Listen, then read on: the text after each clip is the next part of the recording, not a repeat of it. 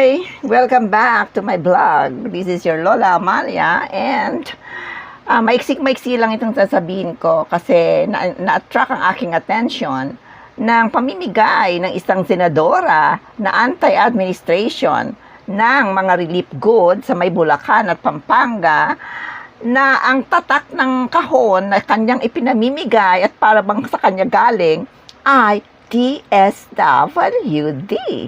Diyos ko naman, ang kapal naman ng ating dibdib na gawin yan.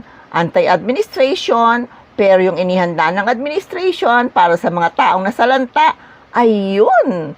At iyong parang pinapakita na ikaw ang namimigay. Naku naman, Senadora Hontiveros, ba't naman ganyan ka? Kunti namang delikadesa.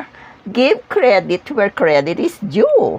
And that does not belong to you dahil yan ay sa pamahalaan na sa administrasyon na inihanda, administrasyong lagi mong pinabatikos, lagi mong hinahanapan ng mali, at lagi mong ika nga ay kinaiinisan. So, yun lang naman.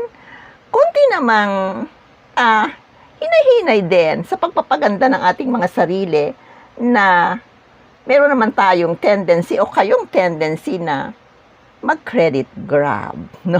Okay, ganun kaiksi ang aking vlog ngayong gabi at ulitin ko, hinay-hinay sa pagkuha ng kredito na hindi para sa inyo.